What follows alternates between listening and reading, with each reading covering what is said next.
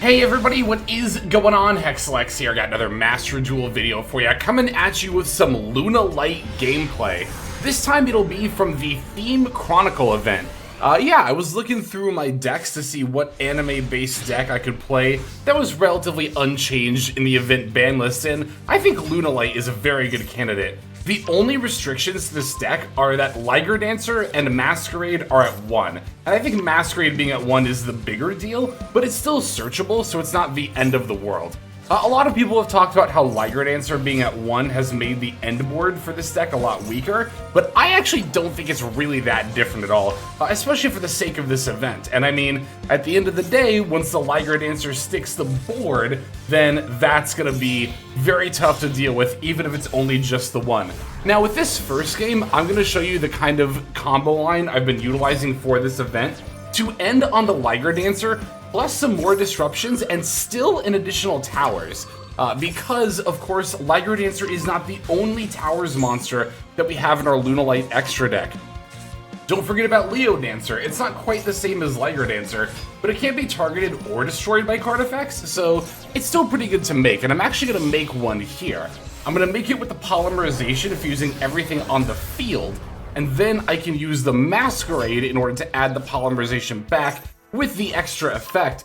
And then now this is how I can make the Liger Dancer. I'm going to need to use Tiger to revive the Kaleido Chick and dump the other Leo Dancer first, but it doesn't matter that it gets negated because I can just use polymerization to fuse it out of the graveyard. But not only that, we can also end on the Evil Swarm Nightmare as well.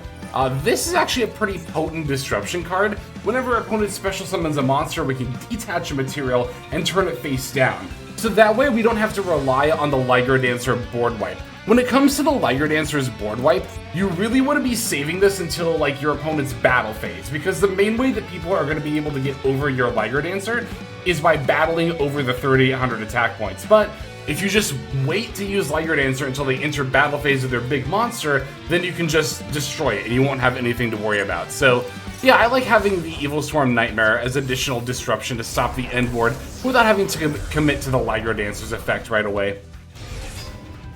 So yeah, there you go. Like I said, this is the end board that I've been setting up for the event here. Again, Liger Dancer might be at 1, but you can still make the Leo Dancer, which is at towers as well. It doesn't have quite as good of a destruction effect. It has to battle in order to be able to use it, but we were also able to end on the Evil Swarm Nightmare, which will give us some more disruption going into our opponent's turn.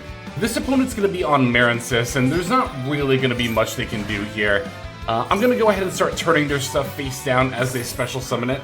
The first Marincess monster there, the Pascalis, was normal summon, so that I can't turn down with the Nightmare, but they're going to link off the Pascalis into the Blue Tang, or Blue Slug, rather.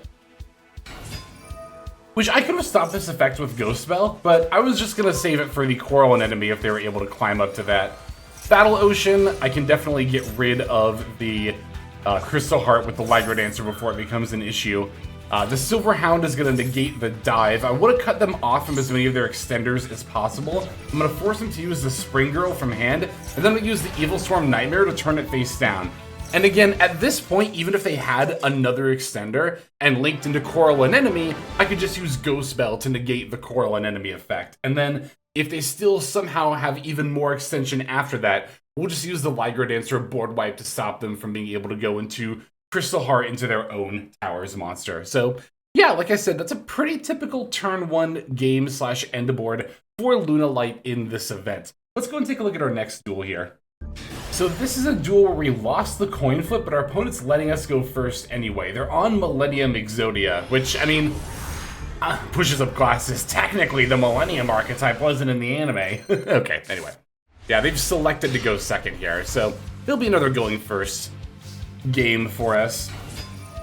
Yeah, it's worth noting that in this event, Maxi and Ash Blossom are banned. So I'm doing some of my chain blocking in slightly different orders, like most notably the Perfume Dancer. Perfume Dancer in regular rank ladder would always want to be chain linked 1, but for this event, because Ash Blossom isn't legal, but Ghost Bell is, I've actually been putting the effect to add back polymerization on chain link 1 if it gets used. It's not getting used here. And then we're putting the Perfume Dancer on chain link 2. Here it's 2 surge effects anyway, so I'm not really concerned about which, chain order they go in. But yeah, I mean, like I said, even with 1 Liger Dancer, this deck is still very powerful for this event. And in general, I mean, I've even had games playing Lunalight on regular ranked ladder, where all I need to do is stick 1 Liger Dancer and then I'm able to secure the win from there. This game's a little bit awkward in particular because I don't really have easy access to polymerization, but I can just use Lunalight Wolf to make the Liger Dancer here. Yeah, I think it's one of the most frequent comments that I actually see in my comment section is like, but what do you do against Liger Dancer? It's like, okay. I've said it before, even in a very recent video, and I'll say it again here. Liger Dancer is a scary card. I'm not denying that. Once it hits the board, it is quite difficult to deal with. But I don't think in best of 1 ranked ladder, you need to have an out for Liger Dancer in every single one of your decks, right? Think about the circumstances under which you have to deal with a Liger Dancer. Okay, if I play against Lunalight, if they go first, if I don't have any hand traps, if they're able to combo, then I'll need an answer if they summon Liger Dancer. Like, it's so important, and this is something I stress a lot, it's so important when you're thinking about cards to put in a deck, count how many times you say if. Because that's 5 ifs right there. The odds of you facing down a Liger Dancer are slim to none in the grand scheme of things. I just got done climbing through all the way through Diamond up to Master, and I did not encounter a Liger Dancer 1 single time. And that is very typical for a run. You do not need to have an out for a towers in every single deck. It is simply not necessary. But anyway, let's go into this last game that I've got for you here. Alright, here we're going up against another going second deck, although we won the coin flip this time. This time we're up against a Numeron, which, okay, I'll admit that one is an anime deck, but same game plan here. We're going to try to stick that full end board, but if nothing else, at least just the 1 Liger Dancer. Now, one thing I will say that makes Lunalight, definitely better in this event is the lack of Ash Blossom. Your opponent's pretty much going to be relying on stuff like Imperm to be able to stop your combos. And as I've said before, the best way to answer the question, well, what do you do against Lunalight? What do you do against Liger Dancer? Is the answer is that you stop them from getting to Liger Dancer in the first place. So here we're going to have to really try. We're going to go for the Perfume Dancer effect, of course, Chain Link 1, Kaleido Chick, Chain Link 2. That actually should have been the other way around. That was me comboing ranked ladder way. Again, for this event, remember that Ash Blossom is banned, but Ghost Spell is legal. So it should have actually been Kaleido Chick, Chain Link 1, Perfume Dancer, Chain Link 2 for the Theme Chronicle event. For ranked ladder, to play against Ash Blossom, again, you want to do it the way I did. But we can use the Perfume, summon back the Kaleido Chick. We can then activate the Perfume effect. Of course, that'll let us discard in order to add a Lunalight monster. I'm going to add Yellow Martin here, which looks really weird, but what I'm able to do is I'm going to activate Polymerization, fusing the 3 monsters in my hand after using the Kaleido Chick effect, and now I'm able to summon the Leo Dancer. Now from here I can activate the Yellow Martin effect in order to add Masquerade. We can activate Masquerade, send away the Silverhound, and now Silverhound F can summon another Kaleido Chick from deck. And then now I can use the Yellow Martin to bounce the Masquerade and summon back.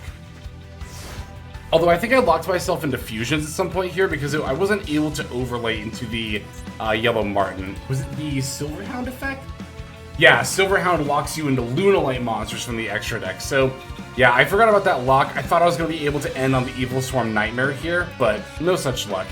Still though, we have the Leo Dancer if nothing else. And as I mentioned before, you know, Leo Dancer is a towers in of itself. As you saw, it was immune to the Lightning Storm there, although it was still tributed over with the Lava Golem. When it's going to go Dark Hole, hit the board wipe, and then after that, they just end up passing, I believe. We're going to add back the Polymerization with the Kaleido Chick, but yeah, it looks like they were not able to find their Numeron combo. Granted, we did have the Effect Veiler if they summoned, like, the wall. Or, like, I can't remember if Veiler can stop the actual OTK. I don't think it can. God, it's been so long since I've actually played against Numeron. But now for our follow-up play, we can just add the Lunalight Wolf, and then we'll use that in order to make Liger Dancer. Liger Dancer, of course, has 3,800 attack and can attack twice. It's a total of 7,600 points of damage, meaning all I need is just another 400 in order to be able to win here. Plus, actually, the Kaleido Chick Banish effect came in super handy here. your opponent can activate cards or effects activated during the battle phase. That's because Numeron Wall does actually have the ability to like stop the battle phase after they take damage. So by activating Kaleido Chick, we were able to prevent us from losing to that. Or I guess we're able to stop them to prevent themselves from losing to that. But to be fair, if they had Numeron Wall, they probably would have just summoned it. I don't think they had it in hand. It's still just kind of cool that the Kaleido Chick Banish effect actually kind of came up here. Alright, that's going to be it for the duels. Let me show you my event deck list, and then we'll finish off here. Okay, so here is my deck list for the Legend Anthology. The main deck is actually really similar to how you would build Lunalight normally. Again, the main difference is going to be that Masquerade is at 1, and of course the hand trap ratios are going to be different since Maxi and Ash Blossom are banned. That's why we're rocking like Ghost Ogres, a full playset of Effect Veiler. Ghost Bells, if it was regular ranked ladder, I'd still be on this anyway, more than likely, but of course Yummy and Draco Tail aren't going to be in this event. Still, I think Ghost Spell is a fine hand trap to replace stuff like Ash Blossom and Maxi. The extra deck is going to be quite a bit different.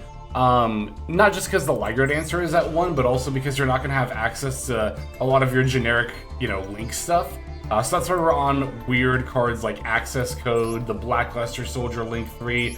Proxy F Magician does actually have a pretty relevant effect, being able to fusion summon. So if you're like not able to access polymerization, you can potentially use this in order to combo. And even though Fire Fist isn't actually an anime archetype, for some reason Tiger King is actually still legal. So we can still play this in order to set up a Tenki. But a lot of the time that's not really going to be necessary. You don't tend to need that many bodies for this build because again, Liger Dancer is only at 1, so you really only need to be able to combo enough to put the Liger Dancer on the board. Yeah, it's really nice if you can get the Evil Swarm Nightmare down as well, but I think the Liger Dancer is going to be like the main priority here, right?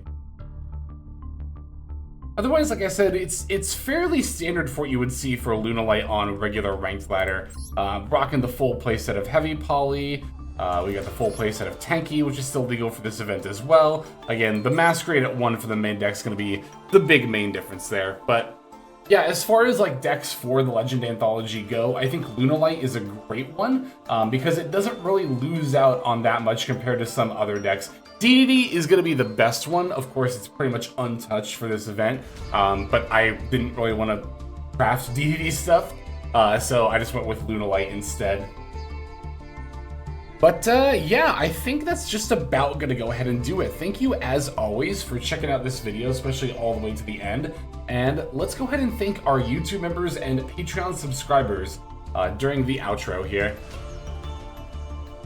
Hey everybody, Hexlex here. Thank you so very much for watching all the way to the very end of the video, which by the way is one of the best ways to support the channel. Speaking of supporting the channel, take a look at the names on screen. These are folks who have been so generous as to either join as a YouTube member or subscribe over on patreon.com/Hexlex to support. There's also perks for doing so. If you would like to see YouTube videos early, as well as some exclusive videos that get uploaded to YouTube, but for one reason or another I decide not to publish, definitely go ahead and hit that join button to see content early as well as some exclusive content. If you're looking for more exclusive content, over on patreon.com, I upload exclusive videos that are not posted on YouTube just about every single day. Whether you choose to subscribe over on Patreon, join as a YouTube member, or simply continue to watch, your support is greatly appreciated. Thank you so very much. But for now, this is Hexlex. I am signing out, and I hope that you have a fantastic day.